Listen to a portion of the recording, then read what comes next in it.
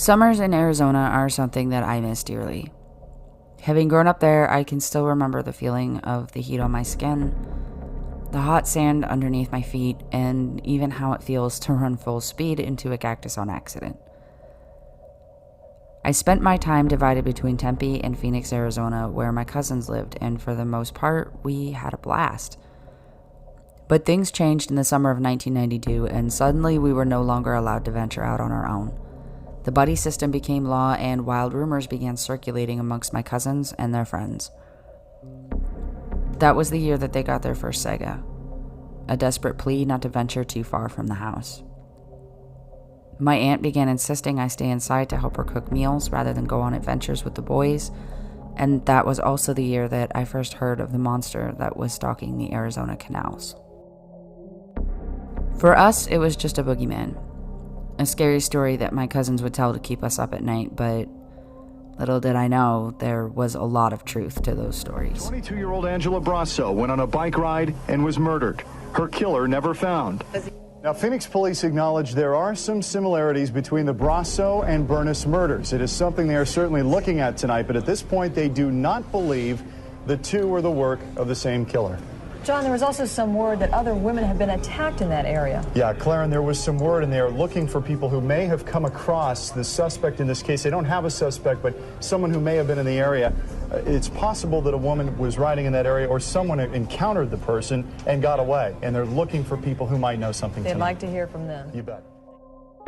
On May 26, 1992, Brandy Lynn Myers would leave her home in Phoenix, Arizona to canvass her neighborhood for a school readathon.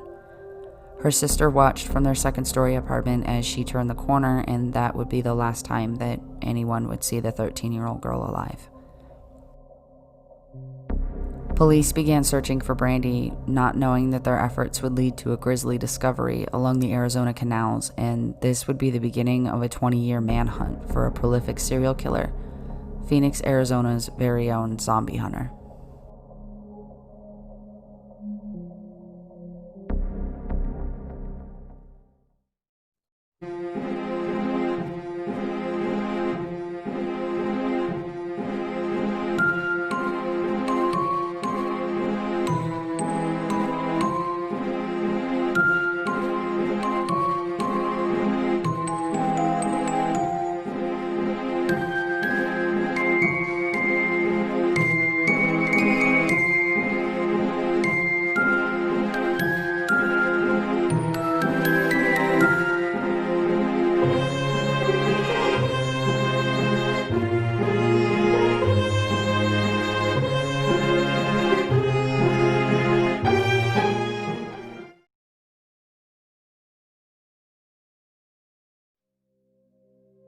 Brandy Lynn Myers was a 6th grader at Sunny Slope Elementary School in Phoenix, Arizona. She lived in a second-floor apartment with her family in an area that was well known to be relatively safe. Children of the neighborhood often played together, and even I remember as a child being allowed to roam free with my friends until the lights came on and it was time for dinner. Brandy was described as a sweet girl who just wanted to make the people around her happy. On the afternoon of May 26th, Brandy and her sister Kristin had planned to go door to door on their neighborhood collecting pledges for Brandy's school readathon fundraiser, but Kristin backed out at the last minute. She watched from the balcony as her sister walked down the street, turned the corner, and vanished. Hours passed, and when Brandy's mother returned home from work to find that her daughter still hadn't come back, the police were called and Brandy was reported missing. Since disappearances weren't common in the little neighborhood, the search efforts began immediately. They even brought in dogs and helicopters to fly overhead and search the surrounding deserts and gullies for any sign of the little girl.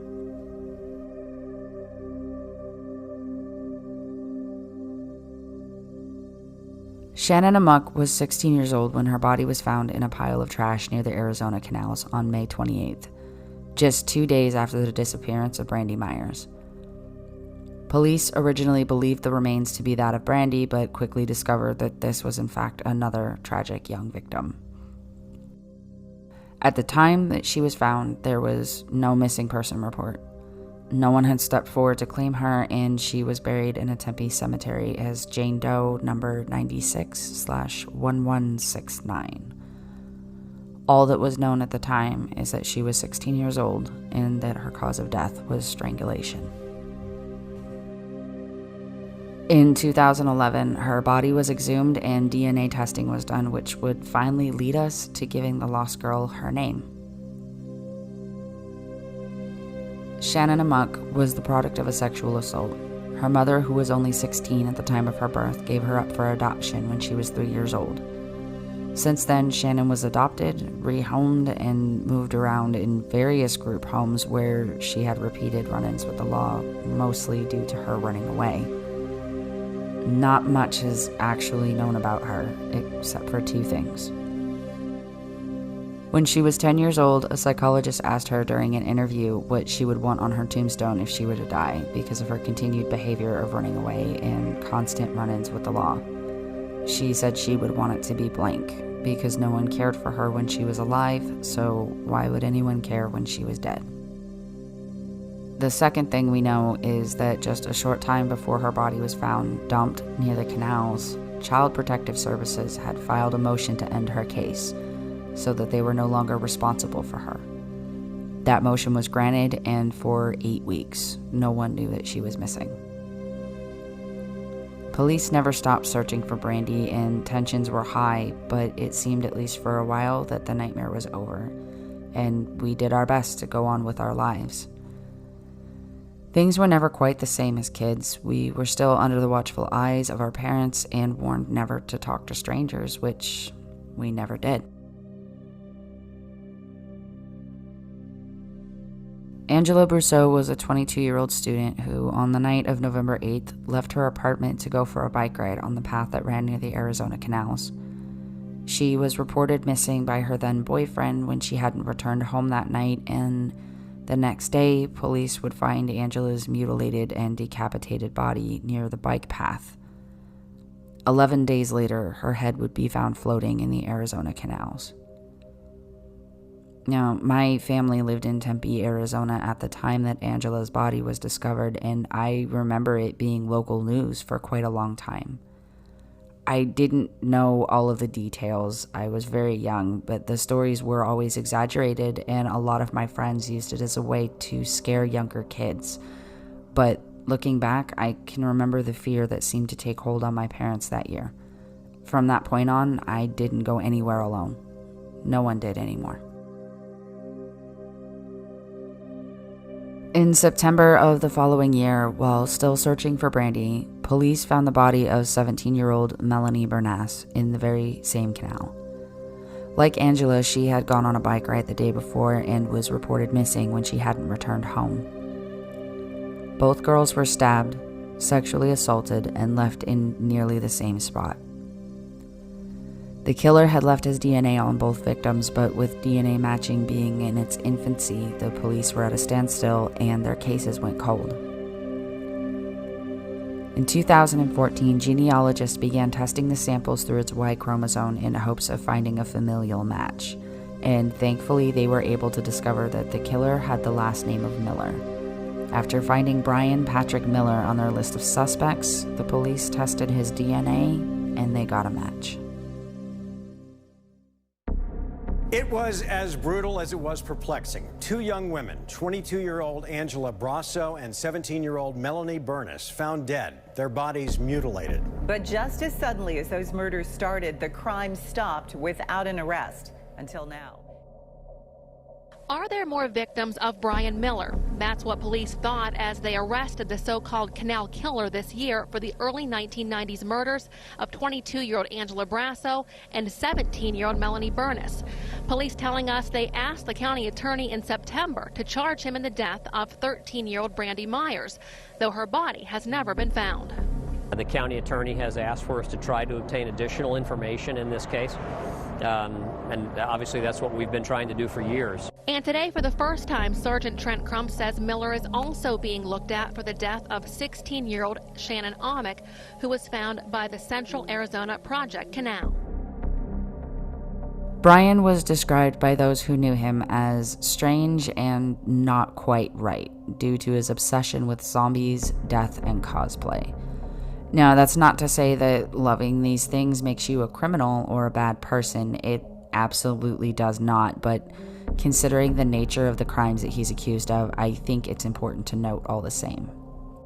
Brian was no stranger to the legal system, having been placed in juvenile detention at the age of 15, and again in 1990 after stabbing a woman in the back multiple times. He was convicted of second-degree attempted murder and released upon his turning 18. He only served a year. Brian Patrick Miller lived in the same neighborhood as Brandy Myers and her family, and they often passed his house on their way to school every day. And this is a picture of our neighborhood. See this green dot? That's our apartments. And this X right here is his house. So we walked like this every single day going to school, and our school is right here. This is our school. So we walked by his house every single day. He was known to drive around in a decommissioned police car as a character that he named the Zombie Hunter.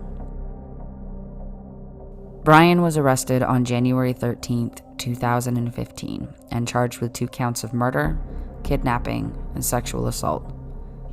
It was after his arrest that his ex-wife would come forward with some chilling details and testimony of her own. She had claimed that Miller was a sadist and that he had become increasingly violent during sex, using knives and telling her that he would kill her if he didn't love her so much. Again, I'd like to state for the record, this is in no way disparaging the BDSM community or people who would enjoy these things in a safe and consensual way, but for Miller's ex-wife, these acts were not consensual, leading her to end their relationship for good.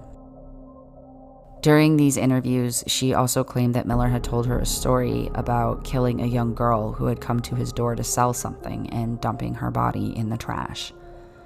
He claimed that she seemed to be mentally handicapped, and this was enough evidence to convince both Brandy's sister as well as the local police that it was in fact Brandy Lynn Myers that he was talking about. Brian Miller sits now awaiting trial for the murders of Melanie Byrnes and Angela Brousseau. Local police believe strongly that he was also involved in the disappearance of Brandy Myers and the tragic death of Shannon Aumok, as well as other unnamed victims between Arizona and Washington state.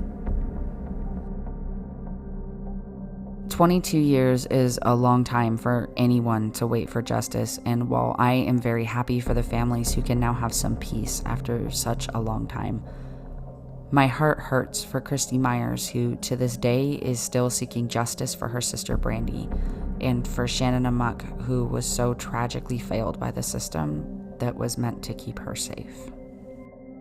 There are links in the description below to Kristi Myers' YouTube page, her Facebook, and her Twitter, where she is seeking support in adding her sister's name to the charges against Miller. If you would like to take a moment of your time to sign her petitions or offer your support, it would be greatly appreciated. There are also links to Shannen Aumocks' virtual altar if you would like to leave a message or offer your condolences.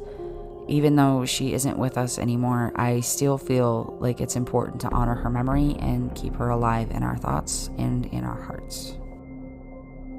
The world can be a very scary place, and while we were told as children that monsters aren't real, it's become painfully obvious that that simply isn't true. They are real, and they prey on the most vulnerable and trusting members of society. This case spanned over 2 decades and left an entire city trapped in darkness, but in the end, Melanie and Angela's families have received justice, and Brian Miller is finally in police custody where he belongs. I can only hope that Kristi Myers will one day receive the same peace and be able to put her sister and her heart to rest.